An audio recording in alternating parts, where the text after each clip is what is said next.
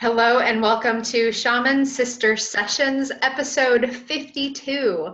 I'm Michelle Hawk and I'm here with my shaman sister, Catherine Bird. Together, we began this offering to you out of our conversations and friendship and sisterhood over the past few years. You know, we would have these amazing discussions about what does your work look like in the world? What is yours like? How is it changing? How is it evolving? And how are we creating transformation in ourselves, in our practices, and in our lives? Eventually, we decided to make these conversations available to you, and thus this podcast was born. Thank you so much for joining us here about conversations about what it means to be a practitioner in the world, what it means to do our sacred work, and what the heck are we doing as spiritual practitioners. Today, we are speaking about alchemy. Now, this is a topic that is near and dear to both of our hearts, I think, and I've recently had some big shifts in my work where I've come out as an alchemist. And so this is sitting as kind of a big deal in my personal land and claiming this aspect of my work. And Kat, I know you've had quite a degree of experience of alchemy and studying and practicing alchemy over the years too. So this, I feel like this topic was a long time coming for both of us. Absolutely. For me, I actually, my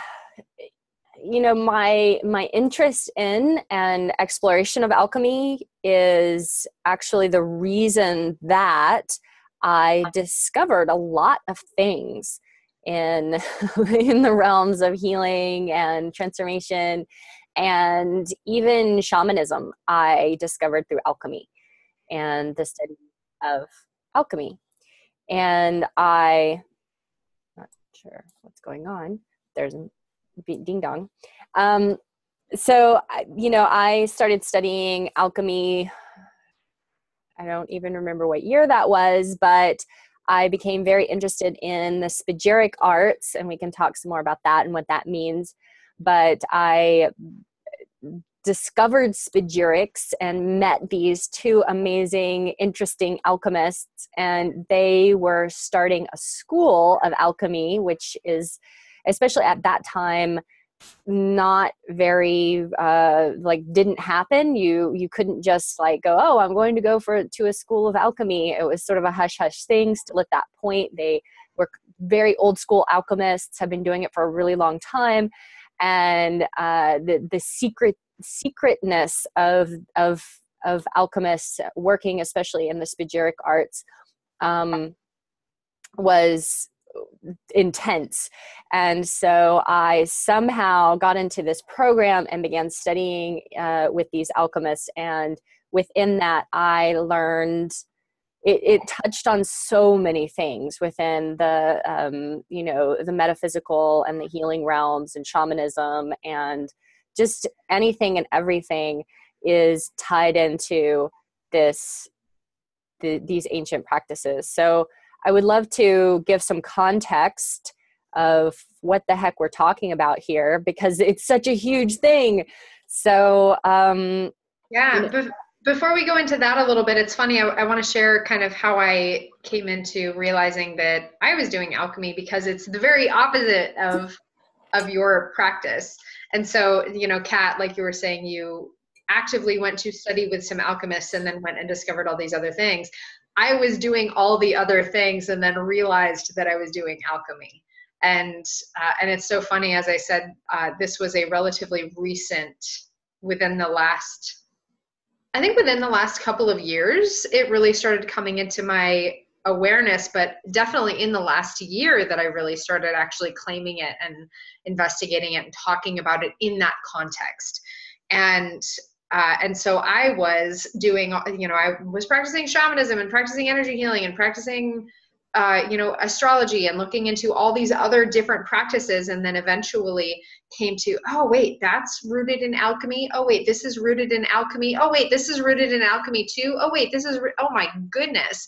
And so then, and Kat, you were one of the people who really helped me kind of come into understanding about that, of this ancient set of practices has its roots and informs all these other manifestations of what it means to be a metaphysician in the world. So it's kind of funny. We came at it sort of from these opposite directions and ended up in a similar place. But yeah, what is alchemy? What are we even talking about here? I mean, I know that there's the book The Alchemist, which has brought this into a little bit more popular consciousness lately. Paulo Coelho's awesome book. I love it. But what does it even mean? What are we talking about? Well, I mean, just like the basic of the basic of alchemy is the process of transformation. And we look at transformation within the eyes of our everything is in process of transformation, and there's all of these different ways that we can engage with transformation. And so the alchemists are both engaging with the material world and working with maybe different things. There's alchemists who focus on, like, they niche down to the craziest things, and there's alchemists who work with herbs primarily, with metals, with working with there's some alchemists, all they work with is dew and water, like that's all they work with, or alcohol. And then also this external experience of working with the material world, it's going through a process of transformation. And at the same time, alchemists are also going through an internal personal process of transformation. And so that internal alchemy is often what we're talking about these days, because there aren't a lot of people going through that sort of external environment process of alchemy. So a lot of when maybe in the realms of seeing things that people are talking about on websites or in their healing practices, it is the process of transformation that people are going through in the internal state. Yeah, you're referring to the psychological alchemy, the spiritual alchemy. But I think I want to touch upon a couple pieces of what you said. The principles, some of the fundamental principles of alchemy: as above, so below; as without, so within. That is really one of the most underlying tenets of this set of practices. And alchemy is known for, also in like Harry Potter, for example, that's another pop culture example of, Harry Potter and the Philosopher's Stone, the practice of alchemy to create this Philosopher's Stone that brought eternal wealth and life, right? So that's a very popular consciousness understanding of alchemy, is that you can turn lead into gold and create an elixir of life to make you live forever. Those are ultimately the very tangible material world concepts of alchemy, where, looking at the original intentions of the practitioners, that was the physical experience, or the physical manifestation of the spiritual experience and journey toward enlightenment of the practitioner. So as they were, say, for example, in this process of transmuting lead into gold, as the metal was being melted down, they were being melted down metaphorically. As the metal was being dissolved, they were being dissolved. As the metal was being purified, they were being purified. So this is very much, again, as without, so within. Working this process externally outside of themselves allowed them spiritually to enter this state of, again, these various stages of alchemy, kind of that dissolving and the blackening and the separation, and then this purification and reunification in the enlightened self. So we see that, in practicing alchemy. I'm not cooking down lead in my kitchen. That's not safe. I'm not encouraging anyone to do that either. But there are these, and I think Jung was one of the main people who brought alchemy, psychological alchemy, back to popular awareness in his work, about leading people through this evolution of self, bringing people through that breaking down, separating out the parts, coming into purification and reunification of a whole and healed, mature self. Exactly. That's a beautiful description of what's going on there. Mm-hmm. I'm just like, where do I want to go from here? There's like so much to say. Well, I mean, why do we care, right? And so again, this alchemy, I want to give a little bit of the history, because as you were saying, or not exactly the history, but kind of like why is it important? Because you from alchemy discovered all these other things, and I from all these other things discovered alchemy. This is the oldest science, honestly, like this. So it is the art and the science of transformation. And it is from the earliest alchemists that we have modern chemistry. I mean, even the same root of the word, right? Alchemy, chemistry. And, it's through the studying of the different compounds, studying of the natural world, breaking things apart, bringing things together, that people discovered all of the elements, discovered all, the periodic table, discovered what happens in all these chemical reactions, discovered the different properties of metals. And so there's a great deal, I think. One of the reasons I love alchemy so much and love this practice so much is because it is science. It is sort of this demystification of the mystical in so many ways. It's this, we are leading people through this process of transformation, and again, that journey toward enlightenment, whatever that means, and toward this, mature, realized, actualized highest self.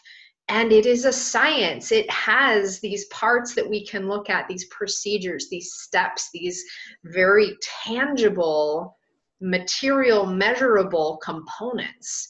And that's where I think alchemy is really, there's a reason it's still around. It's been around for thousands and thousands of years, and it is making a resurgence. Mm-hmm. There are people practicing alchemy now. It is coming back, and it's gone through phases of popularity and awareness in the collective consciousness throughout history.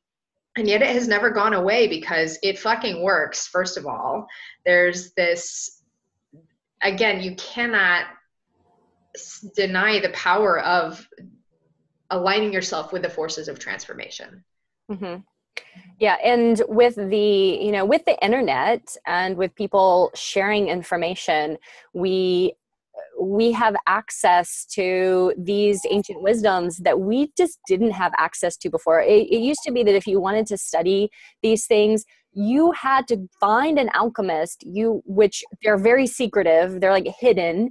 You had to find an alchemist, you had to go there and basically bug the heck out of them to maybe get to like sweep up ashes and, do menial tasks for them for possibly years and years and years till they saw that you were devoted enough to start to give you a little bit of information on what it was they were doing. And the ancient alchemical texts were all created, quite a lot of them in imagery and utilizing language that was purposefully confusing, so that people, because it was seen as something that was for people who were only if you're very devoted, only if you're willing to work your butt off, only if you're willing to spend a lot of time and study. The ancient alchemists, they didn't really want everybody to have this information in the way that now we have this, like, okay, everybody have this information. And also there was a lot of persecution of alchemists. They were seen to, be going against the, God and what, God's will by changing things and by learning science and by, working with things that were also seen in some regards as witchcraft. And so they had to keep things very secret and hidden. And we're just at this interesting point in time where that's not so important anymore, that we have to keep everything undercover because things are going to go wrong. Mm-hmm. Absolutely. And again, there's been throughout history different phases of acceptability, let's call it, of alchemy. So I think, the time that you're referencing is definitely when a whole lot of people burned to or died, who probably, we're looking at now and like, oh, they were a wonderful contributor to modern science or to whatever. And yet, again, thousands and thousands of years ago, the kind of original alchemists, they were honored. They were given, they also, like, kings themselves practiced alchemy, and even popes. Like, there are various popes in the Catholic Church who have been documented to have practiced alchemy, because again, it's gone through these various phases of acceptability. And I think during the Renaissance, they kind of hit one of those phases where it was cool for people to do alchemy and not get punished and not be burned at the stake. And for a little while. briefly. A little while in certain places, and then hopefully you're okay. Right. And in ancient Egypt, there is a lot of alchemical works from ancient Egypt that survived through the years, being handed down secretly through, you know, different groups that were studying. And, you know, Isaac Newton was a closet alchemist. He was very afraid that anyone would find out that he was an alchemist and that he was interested in this work. And so he did not tell anybody about it until I believe he wrote a thing so that his son, it was like, after I die, you can, you know, let people know that I was into this stuff, but not until I'm dead, because there was always a fear that at any moment, the winds of change, people would persecute you if you had belief systems that were not in alignment with the church at that moment. Mm-hmm. And ultimately, I think one of the reasons it was so threatening to the church, and let's be honest here, the primary people doing the persecuting were the Catholic Church. That happens. But I think one of the primary reasons was because, you know, Kat, like you were saying, there's this almost God power.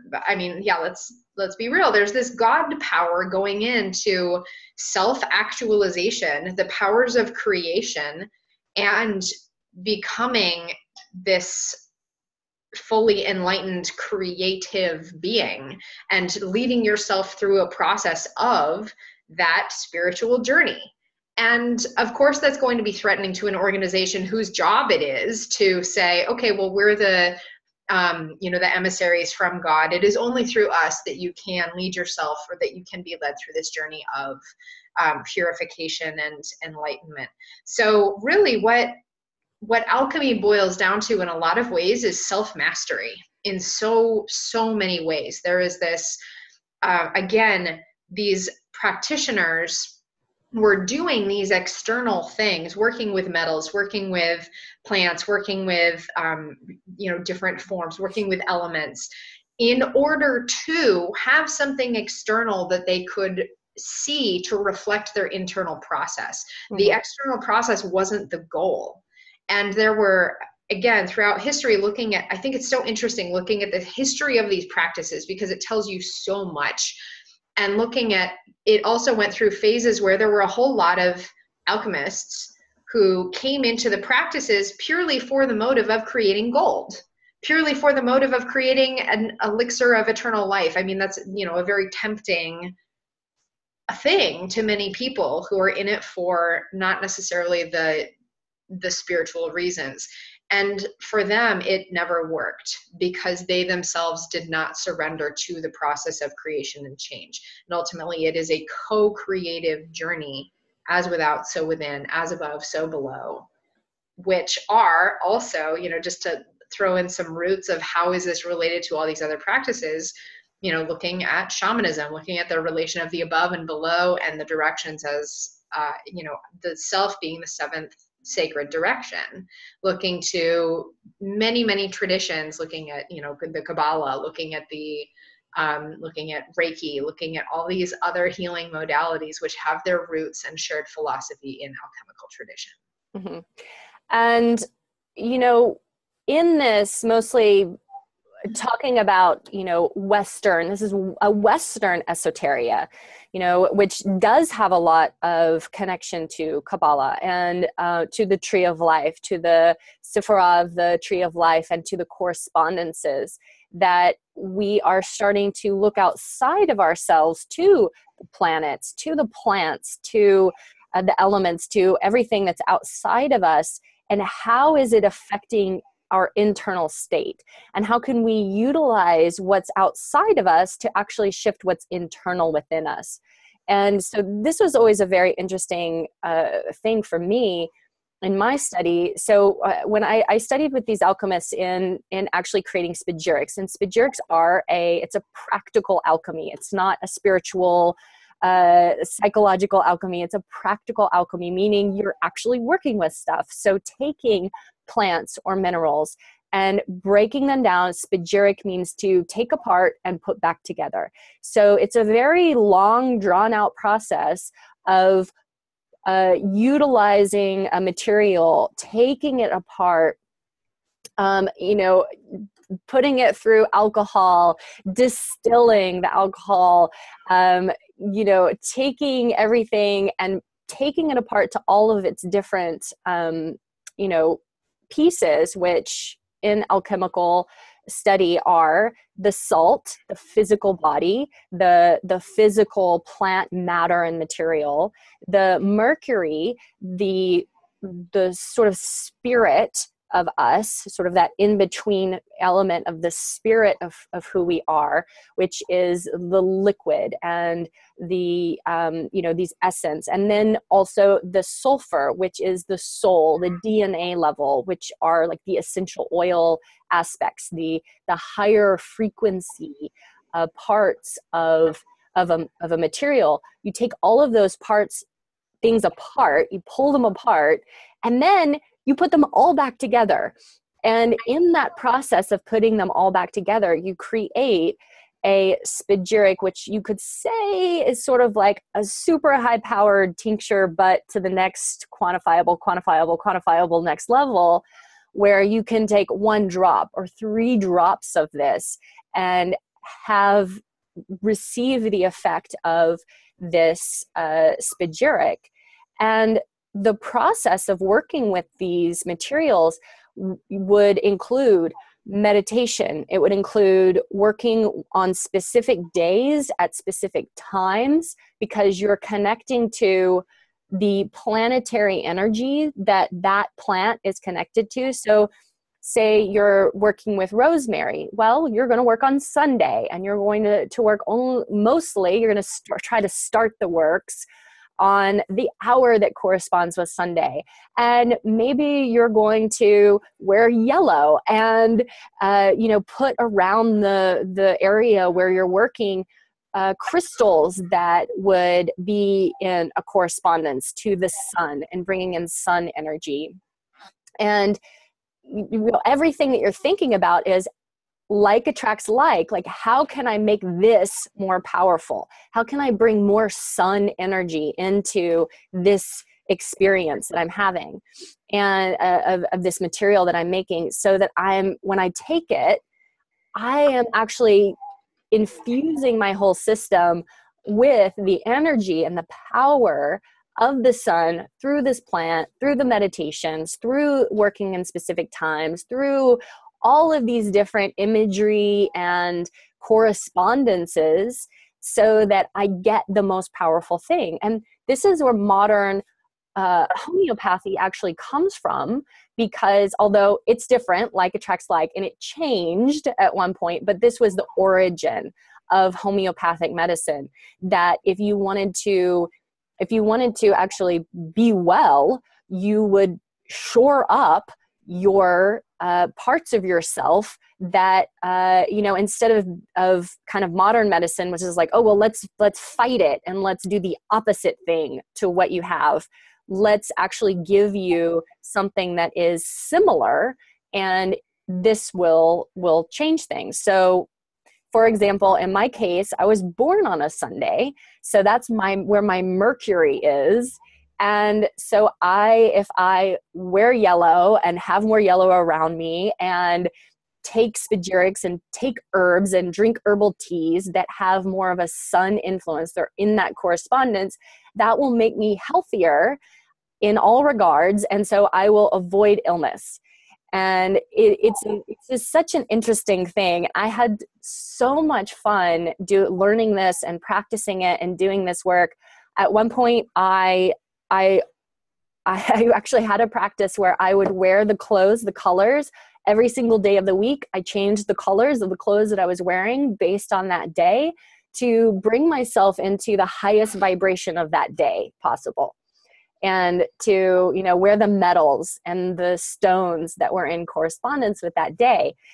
And, you know, it sounds a little funny, but in doing this as a practice, the thing that happens is there's a certain level of mindfulness and consciousness, of awareness, of feeling into and thinking about, oh, what is the energy that I am working with today? What is the energy that I'm calling into my life? What is the energy that I want to have more of, that I want to honor, that I want to show my respect for, that I want to connect to and explore and see what it does to me. And, you know, all of it's a big experiment. Like, oh, what does this do to me? Okay, what does this do to me? Oh, this is interesting.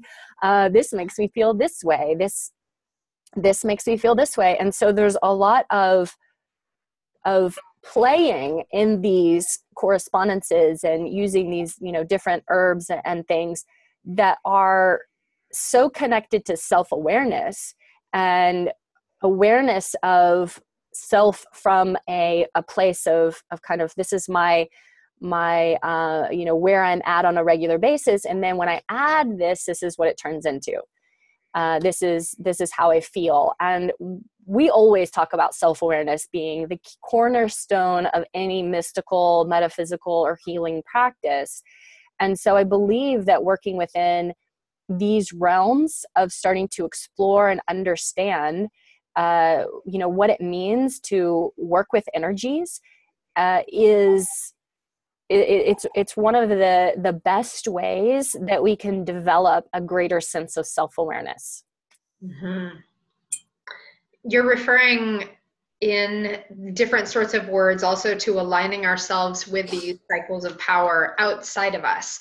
And so I want to refer people to, in case you missed it, we did an episode excuse me, on the solar cycle of power and the lunar cycle of power, and that was in June of last year, 2017. So to give you a couple things to think about of aligning ourselves and our energies with these huge, massive, incredibly potent and powerful cycles of energy that are outside of us. The looking into sort of this, what are the modern applications of alchemy, and kind of like, where is this going? Where are we? Like, why is it important for right now?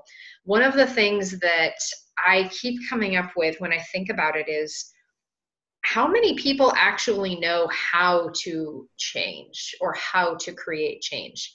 I mean, seriously, think about it. And if you're listening in live or watching live, go ahead and chat in. Like, I'm genuinely curious, did anyone ever teach you functionally how to change? Because as I've been kind of thinking about this in myself, in my you know, in my personal journey, and asking people, and just, you know, asking friends, asking, you know, clients of like, what does that mean to you to change? People, you know, everybody wants change, right? Like, oh yeah, we all want to transform ourselves, transform our lives, you know, have, you know, be more content in our home situation, like change our bodies, change our income, change whatever, change. And yet, as soon as it comes to how, there might be some procedures involved of like, okay, imagine like, you know, we're just coming off the new year. So using, for example, a lot of people go into a different nutrition or fitness regimen. How to change? Okay, well, I'm going to sleep more, and I'm going to eat differently, and I'm going to exercise more. That's not actually necessarily the how. Those are the things that you are doing. Those are the steps. But how does change actually take place? And as soon as I ask that, it's silence. Like, nobody talks about what does it mean to No, definitely not. We were not taught, like, we're not taught that, right? No. We're not taught that, you know, as children.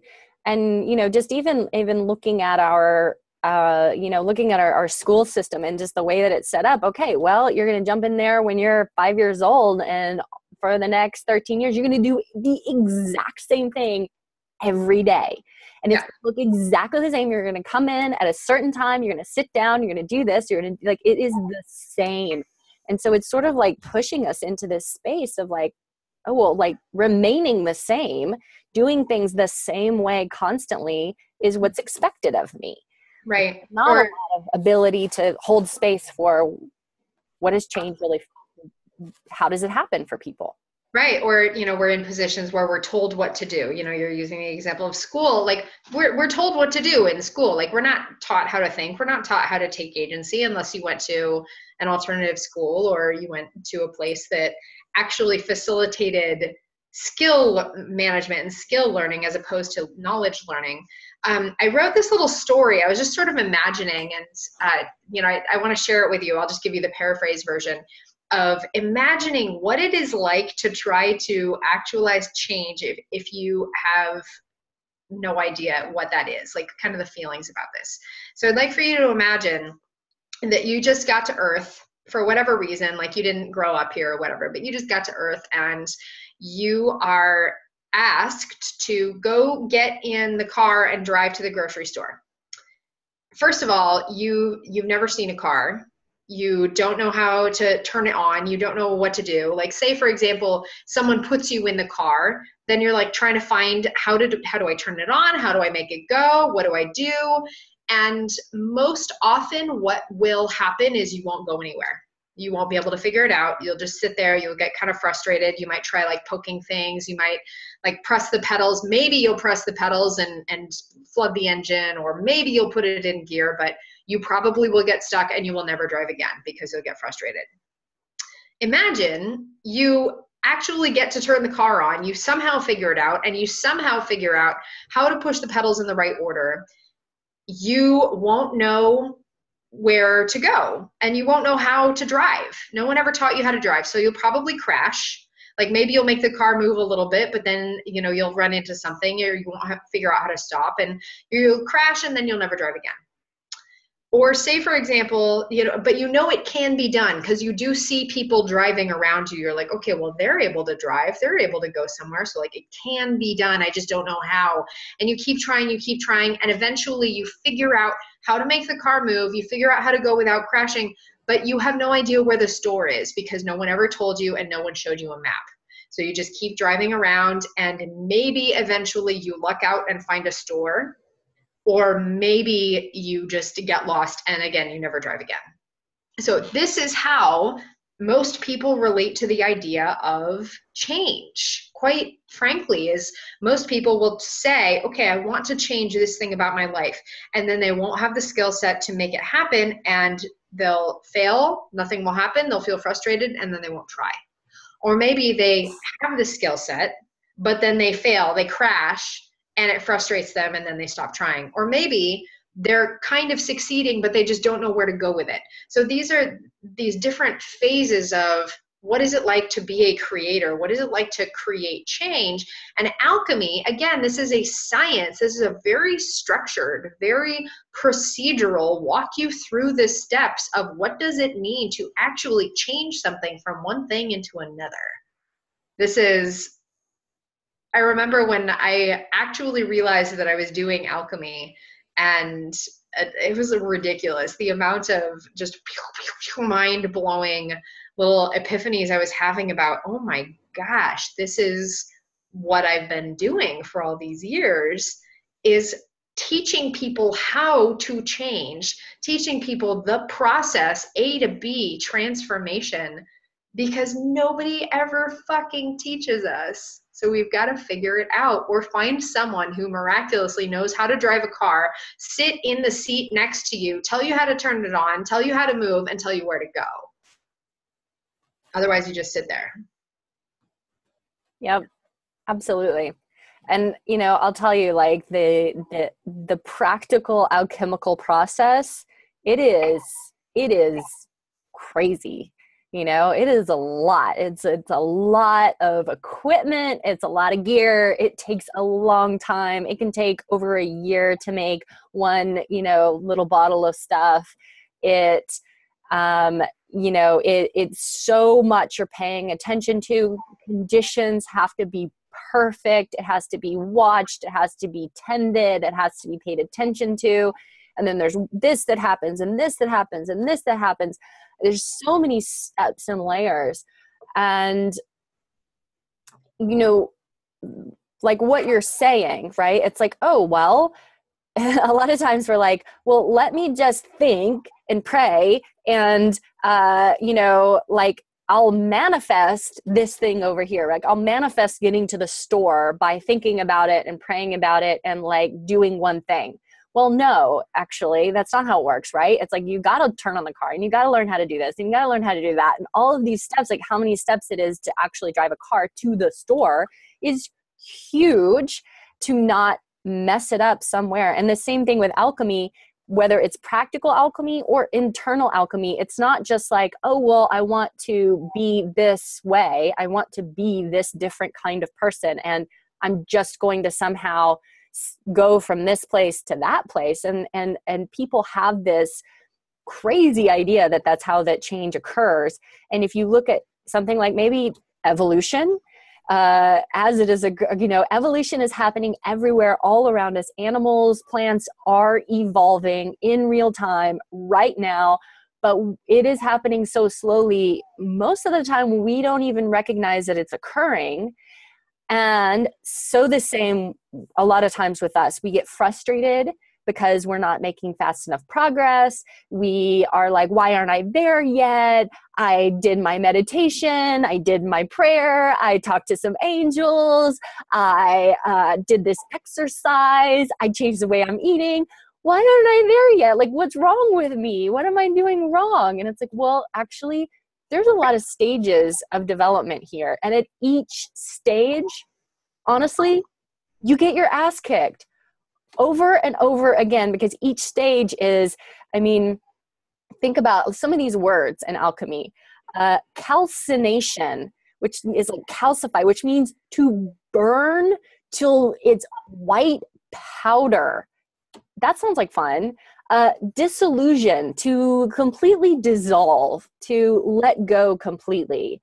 Separation, taking things about, filtering out anything that doesn't belong there. Conjunction, which is like, okay, let's recombine things and try to get our masculine and our feminine aspects of self to actually get along with inside our internal being. Fermentation, like who really wants to sit and rot and ferment? Like that does not sound fun at all. Okay, well now I'm going to go and ferment for a while. Nobody wants to do that. We get so hard on ourselves when we're like I'm in fermentation, which eventually it sets your soul on fire with a higher passion, is what that process is all about. Only that process begins with, I'm going to sit here and rot for a minute. And, which is like sitting and praying and going to therapy and doing meditation, which honestly isn't fun. Like that's not fun. But it gets this stuff going. And then, distillation, bringing everything down, and coagulation, it's just a horrible word in and of itself. I'm going to coagulate everything. And, it's like being able to be in all realities fully rejuvenated.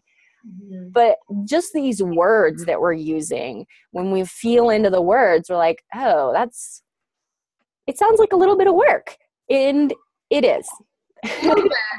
So again, if we're looking at all of those processes, which are, they're divided into 3 phases. So the first 2 are the black phase. So the calcination and dissolution, the black phase. And then we've got the middle 3 that are the white phase, where it's really about the purification.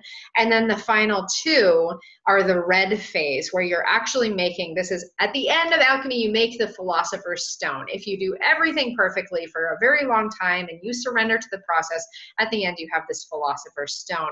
And remember what we were saying earlier about, it's not just the stuff that is going through the phase. The alchemist is going through everything along with the metal or the plant material or the element or whatever it is. So again, that process of turning lead into gold, when you're in the calcination phase, you're in the fire too. You are being burned in this hotter than hot flame until you are this white powder, metaphysically speaking, this white powder of self dissolved in liquid, so completely like every particle of yourself separating out. We've all had these spiritual experiences, you know, maybe in the entheogen realm or in the meditation realm, but that feels like you are in. And I also want to draw this analogy to the process of shamanic death and rebirth. It's the exact same thing. It's that burning away of the stuff, the dissolving of the self, pulling apart everything so that you can look at all the pieces, pulling apart the beliefs about this and the experiences about this and the patterns about this. And separation, what's after separation? The separation, conjunction. Yes. The conjunction, so sticking them back together. So like, okay, well now this fits here, this fits here. Then the fermentation is where we're getting to bring new life. That's one of those like, you know, sort of tricky little phases where yes, we're rotting and we're completely decomposing, but it's also a really celebrated phase. I mean, they're all celebrated, but it's a really celebrated phase because that's where while something is fermenting, something new is growing into life. Yeah. And it's like thinking about if you make sauerkraut or something like that, like at the beginning, it's like, it's just this stuff rotting it's just cabbage rotting in a jar. And then this magic starts to happen and the bubbles start to come and it starts to become magical. So it's definitely a two-phase process. And in that, you know, we get to have a deeper connection to our mystical, magical self. Mm-hmm. The bubbles. With the bubbles, exactly, because the bubbles, the breath, the signs of new life. And during this white phase, so the separation, conjunction, and the fermentation, again, these were the white stages where it was more important than ever to have a meditation practice, to have a purification practice for the practitioner, because if they allowed in a foreign energy or they had a thought fleet across their mind that wasn't totally pure, their experiment would fail. Mm-hmm. And all that time that they spent would be for naught and they would have to start over. But if they made it through this very sensitive white stage to the other side about the distillation, like really extracting that pure essence. And so then in the self coming into what is the most distilled version of me? What is the purest essence? The, you know, that little tiny drop. To distill out is to take, you know, really like reduce it down, take out all the other pieces and reduce it down to the purest essence, like you were talking about in spagyrics. And then in coagulation, have it come into physical being, fully actualized, fully embodied spirit, fully embodied in the self. By the end of that you've put yourself through that whole rigmarole of all these processes, you are your own philosopher's stone at the end of all of this. Yeah. So, yeah, all of this is like, it does matter. We do care because, again, nobody ever teaches us how to change. This is the oldest practice in transmutation, change creation, you know, like change makers. We talk, one of these buzzwords, modern buzzwords is like, I want to be a change maker, or I'm a change maker, right? What does that mean? What are you doing? How does that work? Like, tell me about how you're a change maker. And I love it. I want to support that. And this is the essence of that. This is the original alchemists are the original change makers. Yeah. And also this is also to look at in terms of the awakening process too, that we're going through. And so often people have an awakening experience, right? They kind of get that calcination, they get the fire comes in, right? The kundalini comes in and it starts to burn things up and it's intense and it's revealing hidden things that we weren't aware of. And we think that that's the thing. We think, oh, I have this kundalini awakening and now I'm awakened and I'm enlightened and I have this, I'm here. And the truth is that's just the first piece.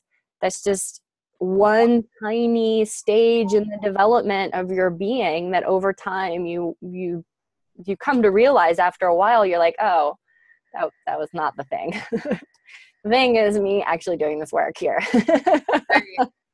We get kind of the fun kick in the butt at the beginning, or I don't know, fun is I totally don't know, the relative term.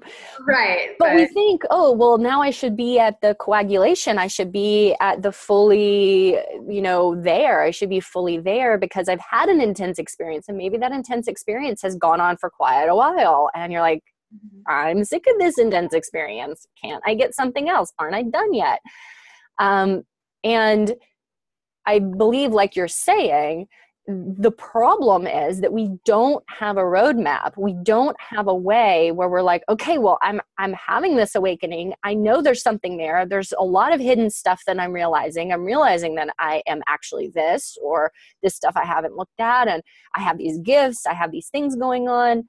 And we don't have the A, B, C, here are the steps, the next things you need to do in order to get here. So most people going through this process are really flopping about in their own experience, letting everything push them into one direction or the other, instead of understanding the process, being able to have a guide, to have, you did not become an alchemist by setting up your little studio and being like, I'm an alchemist. You went and you were sweeping the floor and understanding the concepts and looking at the images and sitting in the back of the room, listening to the masters talking to each other, and slowly understanding that, oh, there's steps and there's processes. And right now I'm fetching water, and I am fetching a lot of water, and that's what I'm doing. And I'm stoking the fire. All I'm doing is stoking the fire. For maybe years, all you do is stoke the fire because you don't understand the processes yet. And now we have this amazing opportunity where we have, alchemists, right? Like you, or who are saying, hey, you're not going to have to just stoke the fire for the next 10 years. I am going to guide you through the process of what these steps are. Like, what does this look like? How do you get there? I'm not going to make this so mysterious and cryptic that you can't figure it out, because we want people to figure this out. This is going to help everybody if we all figure this out together. absolutely. Yeah. For the record, if you come work with me, I'm not going to make you stoke fires and carry water for 10 years. We're going to start doing this stuff.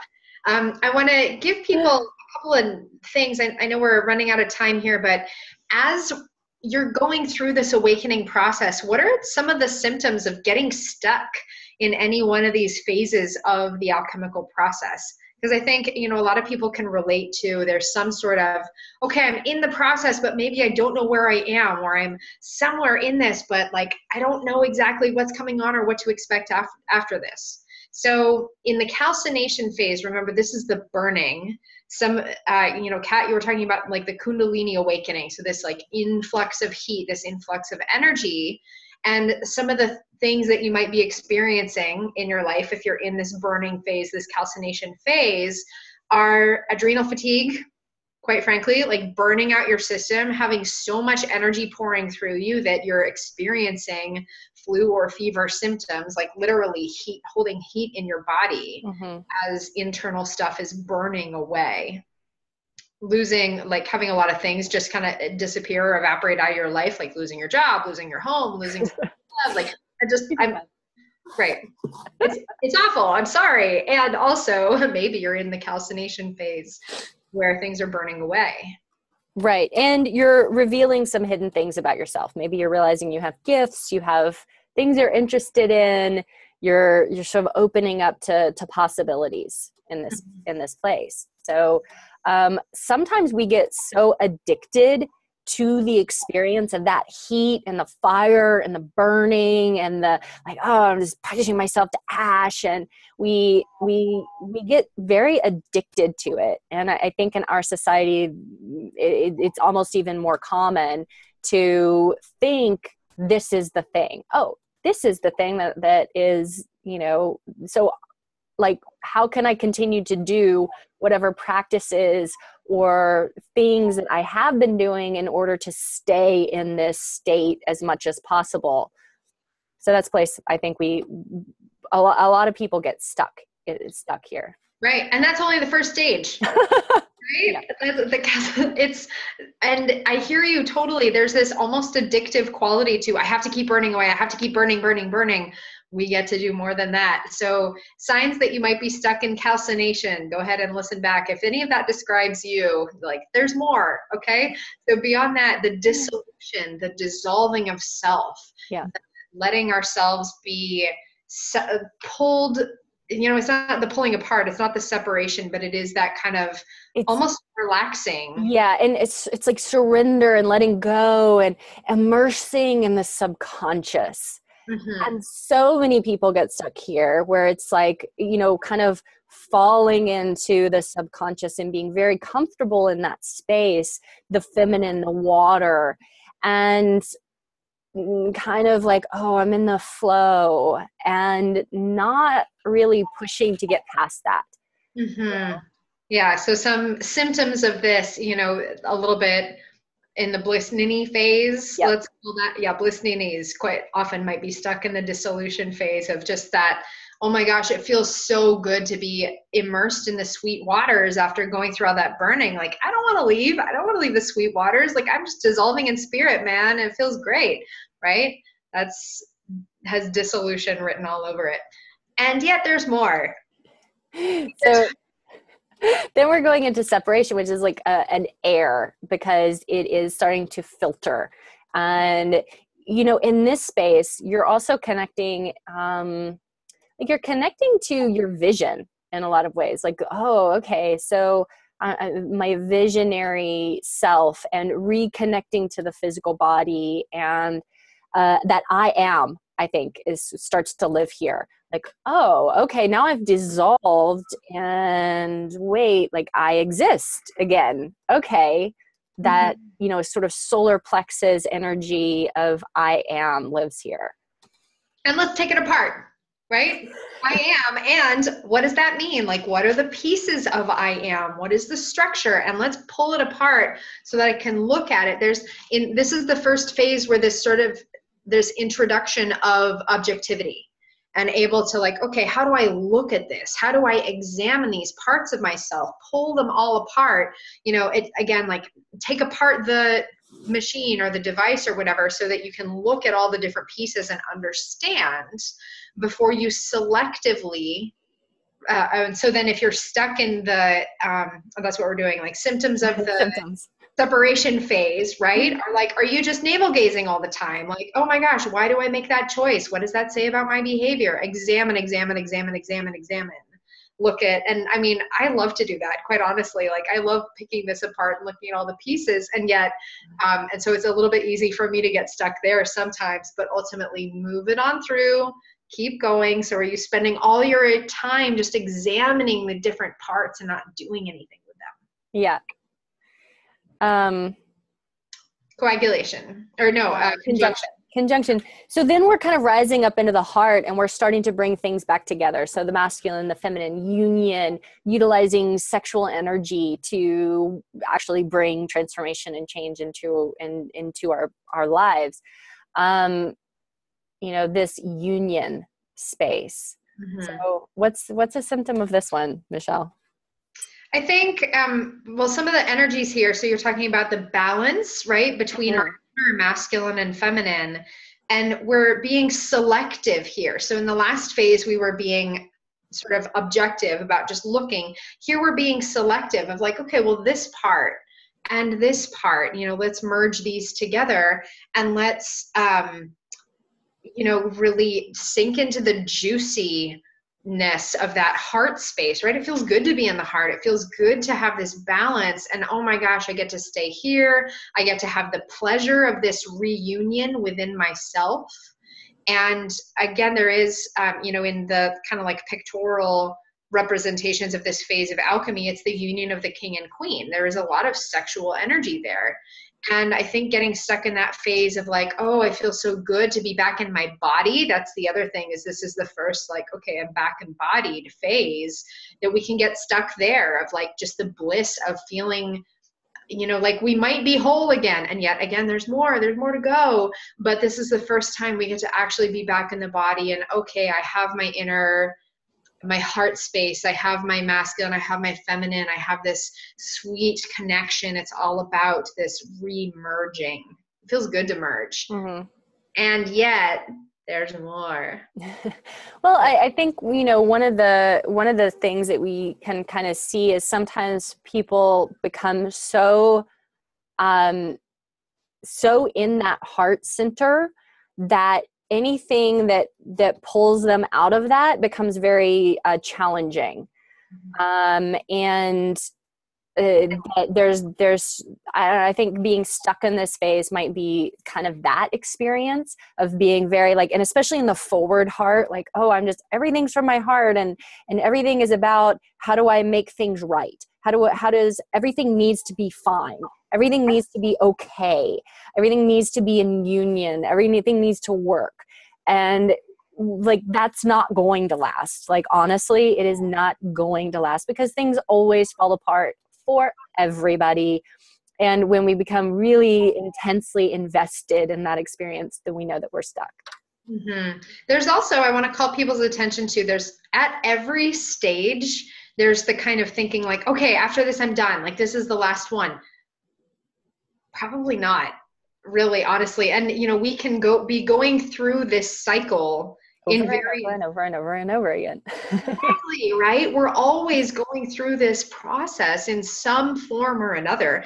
And again, it can take a really long time. It can take a short time, you know, like we have these different cycles of moving through the alchemical process, because remember, this is the art and science of transformation.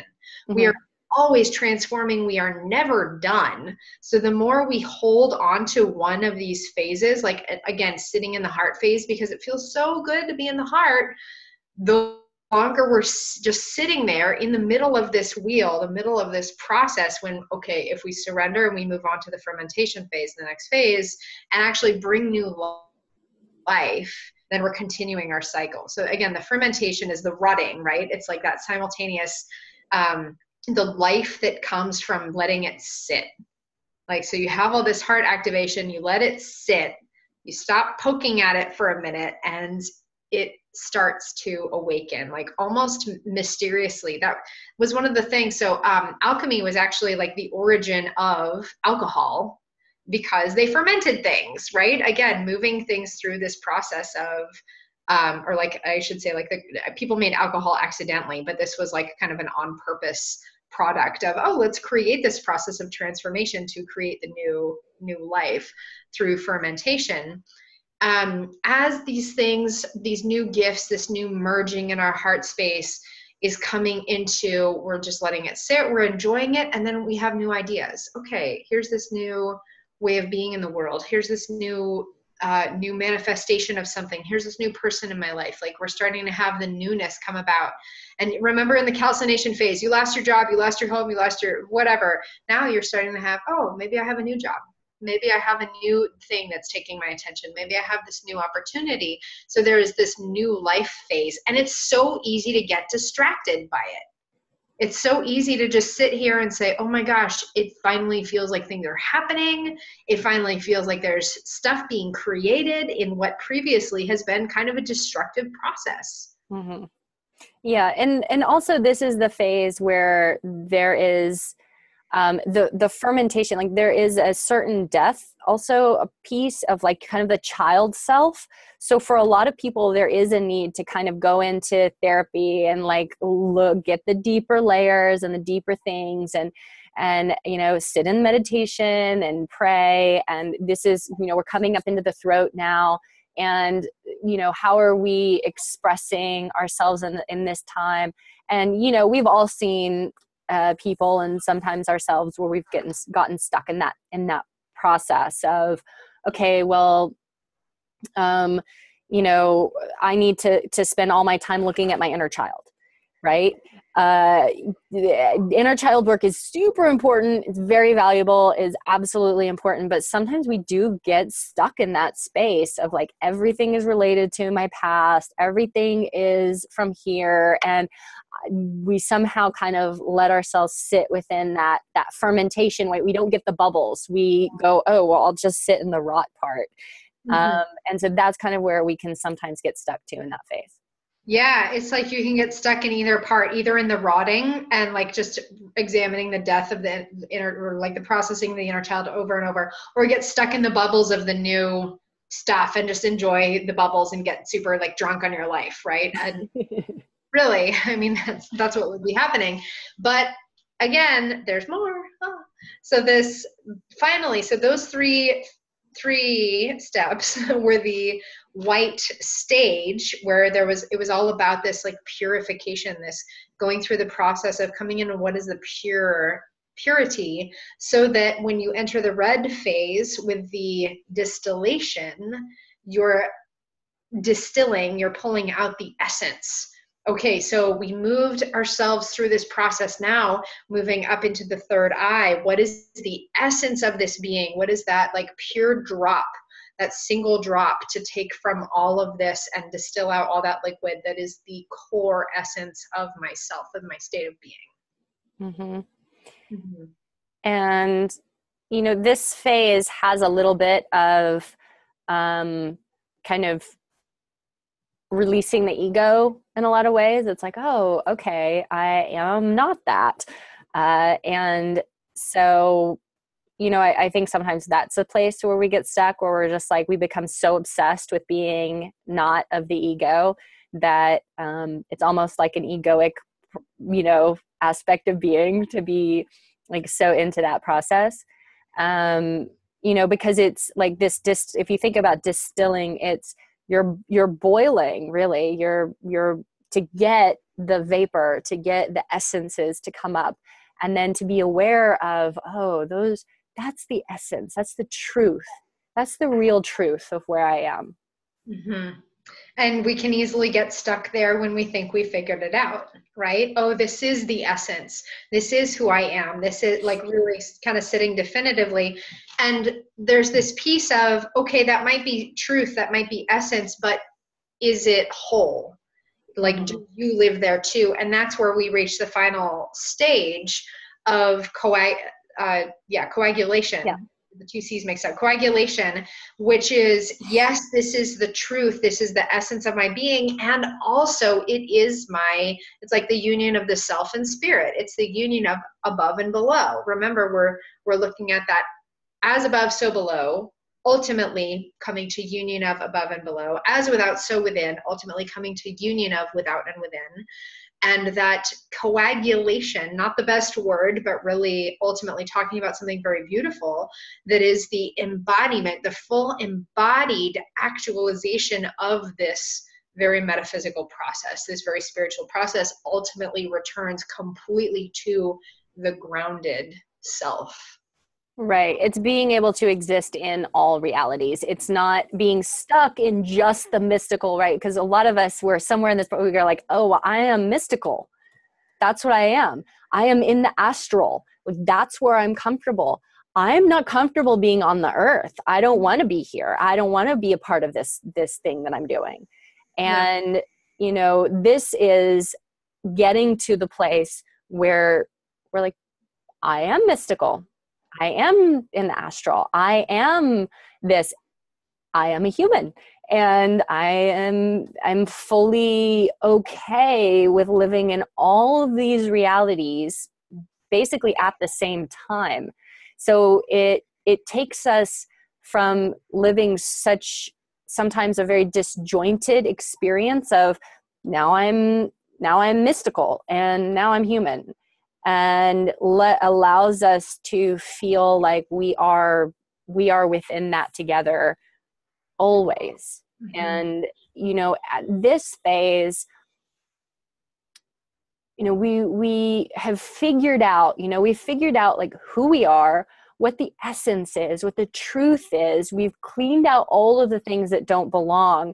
And now we can step forward and stand in our truth, stand in our reality, and, be supports to other people on the planet, and to, those that are going through this process, to be able to understand. I think that having an understanding of this process can allow all of us to sit within a very a better essence of compassion. Because if you're at one phase and someone's at another phase, they might look like a complete mess, and they might look like they don't know what they're doing, or, things are really going wrong for them. And you can kind of look at it from another phase and be able to be in a compassionate space with that person and understand, oh, well, that's where they're at right now. It doesn't mean they're always going to be there. And, what can I do to maybe help them with the reflection piece on, where they're at, right? I think that understanding this, I think, allows us compassion for ourselves and for others. Absolutely. And understanding that no one phase is better than another. It doesn't mean, oh, I'm more evolved if I'm in, the distillation phase as opposed to the calcination phase. I guarantee you're going to come back to the calcination phase again at some point. Pretty soon. Yeah, fairly soon. It's this constantly shifting cycle, or this constantly moving wheel. And the more we participate in it, the more we surrender ourselves to it and allow ourselves to experience change, the easier it will be for us to keep making those changes. And if you think about it, every time you go through, again, this process of transformation, every time you go through it, you're getting closer, you're getting better. I don't like to use that word, but you're getting into a different state of being. And ultimately, as we continue to refine our intentions, as we continue to refine, okay, who am I, where am I going, what am I doing? And we are constantly transforming, we are coming closer and closer to be in alignment with our constantly changing intentions. Again, compassion, I love that you said that, Kat, having compassion for ourselves, where, well, shit, I just felt like I reached this phase of sort of completion and I was feeling totally rock star. I felt really coagulated, right? And now I'm back in the burning phase again. God, damn it. And yet again, compassion for, remember that you've been through this cycle before. Remember that you're going to go through this cycle again. Remember that everyone around us is going through this cycle too, whether they know it or not. And, there are parts of it that, could suck more than others, or we can have fun with it. We can allow ourselves to, I think we've painted this process as a whole lot of hard work and a lot of suffering. And it could be. It absolutely could be, or you could get excited about it and say, I want to surrender myself to the fire so that I can go into calcination. I want to let myself dissolve. I want to pull these pieces apart so I can really look at and be informed. I want to just, all of these, and really take ownership and agency of how am I ushering myself through my own process of personal alchemy so that I get to come out the other side more in alignment, more refined, more true to my intention, my prayers, my state of being. This is what exists between that prayer and setting the intention and the actualization. This is that whole process of manifestation. This is creatorship in action. Mm-hmm. Well said, Michelle. Mic drop. So what do we want to leave people with from here? I would like to leave people with, do a little self-assessment, go through our symptoms of the alchemical stages that we just offered to you, and see what resonates and see where you're at. You might be, and again, no one phase is better than another. Just kind of notice where you're at and say okay, cool, I'm in calcination, or okay, cool, I'm in distillation, or whatever you're feeling that resonance with and curiosity about, because it might give you a little bit more understanding about not only where you've come from, but where you're going from here. So once you've identified kind of where you're at, and go ahead and listen to sort of our symptoms on either side of that and see, oh yeah, wow, I totally recognize now going through these stages. So maybe I have an idea about this might be where I'm going from here, and get to take a little bit of an agency in ushering yourself through this process, getting excited about change, and ultimately taking ownership over your process and your journey. Yeah, absolutely. It gives you a greater understanding, right, of where you're at, where you're going, and how to get there. Mhm. And can be a fun, like this is a fun, like you said, it's like fun, a fun exploration of, okay, cool. So right now I feel like, I'm in this fermentation process. Okay, so what might help me right now? Well, I'm in the throat, so maybe some singing and toning. Okay, we talked about the inner child. Well, maybe I need to look at that stuff. Maybe start talking to my inner child and see what she needs, where she's feeling unloved. This is kind of a maybe moving some energy through my body and healing myself sort of phase. So you can start to look at these places and go, okay, so what do I need? All right, well, maybe I'm in the calcination process. I'm really burning things away. All right, what do I not need in my house anymore? Mhm. What's not serving me in my life? What can I get rid of? What do I need to do to soothe myself through the process? Like, okay, I need to be doing more nurturing, kind of cooling, gentle things to support myself right now through this process, because I can feel, yeah, this is when it's intense. This is when I'm in the fire. So how can I help myself the most right now instead of beat myself up? Absolutely. Well, and I would love to offer people a gift in terms of alchemy. I posted this on Facebook earlier, and so for anyone who is tuning in who would like to have a conversation with me about where are you in your alchemical process? What stage are you in? And we can go through and identify what are some of these hallmarks, and where are you? Where have you come from? And where are you going? If you'd like to have one of those conversations with me, you can go ahead and contact me either through our Shaman Sisters email address, which is shamansistersessions@gmail.com, or you can email me directly at michelle@joyofenergy.com, and I would be delighted to walk you through that. So I think we went over time today. We just had. Yeah, we're a little over time. It's okay. I think this is amazing. I'm like, oh, I want to have a conversation, Michelle. Like, just because it doesn't matter how long you've been doing this, or how experienced you are, or what your knowledge level is on this stuff. We forget where, and we're like, oh, and sometimes I'm maybe beating myself up over something, and I'm like, oh, okay, yeah, I'm just in this process right now. This is where I'm at. So it totally makes sense that this is what's coming up in my life right now. Okay, well, so this sounds like fun. I think that, yeah, that's what a great offer. You want to book a session with me, Kat? I hope everybody I do always. I hope Great. that everybody takes you up on this, because this is a super fun thing to do. Absolutely. Thank you. Yeah. And A it's lot of fun for insight. me. Like, again, I love nerding out. I love science. I love, like, yeah, let's examine this. Like, let's find out where you are. So again, if you'd like to take advantage of that, please do call me and, or shoot me an email, and we'll set up a time to go through where are you in your personal alchemy. And on that note, I'd like to go ahead and give people a couple things to look out for coming up. I do have my I Am Alchemy certification training program, which begins in April. If that is something that interests you, I am currently taking applications right now. So please do contact me. Again, you can do so through my website, joyofenergy.com. You can send me an email, michelle@joyofenergy.com, and I'll send you the next steps from there.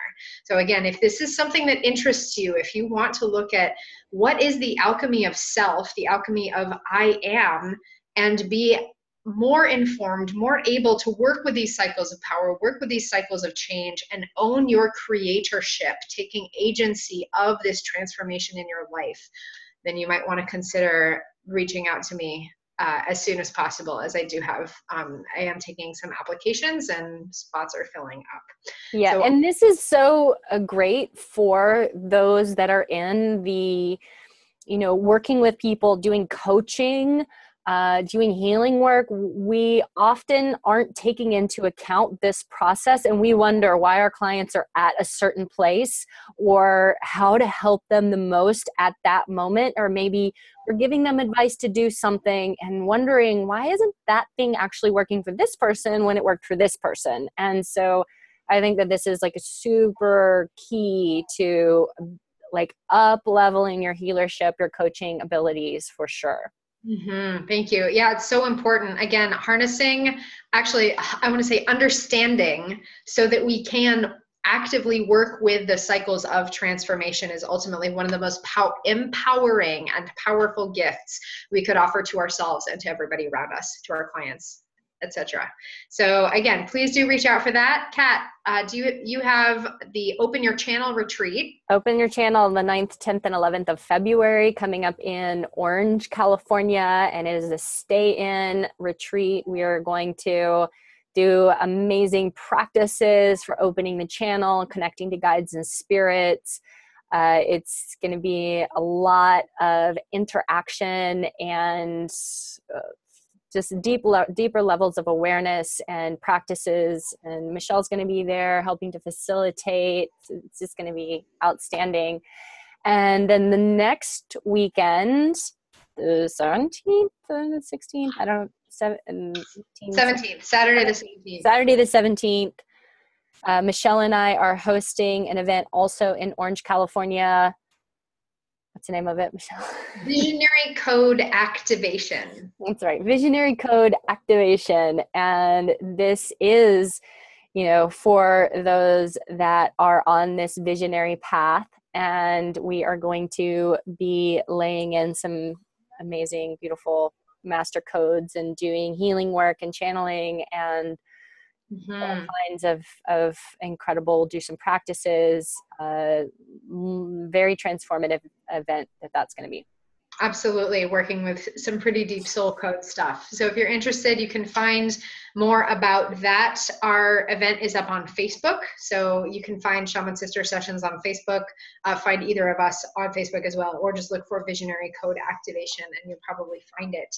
To give you a heads up, next week on Tuesday, back to our normal day. I was traveling yesterday, so we jumped to Wednesday for today. But next week on Tuesday the 30th at 1 o'clock Pacific time, we are discussing developing your psychic gifts. So if you would like to join us for that conversation, we'll be going into what does it mean to work with your psychic gifts? What are some tools and practices that we've found really helpful? And how can you up-level your intuitive psychic awareness to be of greater service to yourself and to everybody around you? We would love to see you there. Again, tuning in live, you can ask questions, you can chat in, let us know how you're doing. We love to hear from you. If you have anything that you would love to hear us talk about on this podcast, please send us an email. We are delighted to hear from you. shamansistersessions@gmail.com. You can also go ahead and find our Facebook page of that same name, Shaman Sister Sessions. You can find any previous episodes you may have missed, not only on YouTube for the video version, but on iTunes and Stitcher as well. And as always, we appreciate thumbs up from you, any glowing recommendations you can have to help bump our offerings and make them more seen so that more people can hear what we have to say, more people can learn and have practices available to them. So go ahead and give us a like, give us a thumbs up, and let us know what you want to hear us talk about. Thanks, Michelle. Thank you, everyone. Yeah, go ahead and subscribe. So, yeah, please subscribe. Subscribe to our channel, subscribe to our YouTube and everything so you get updates as soon as the episodes come out in case you miss them. And again, reach out to me if you want to talk your personal alchemy. I can't wait. So much fun. All right. Thank you, Michelle. Thanks, everyone. Bye.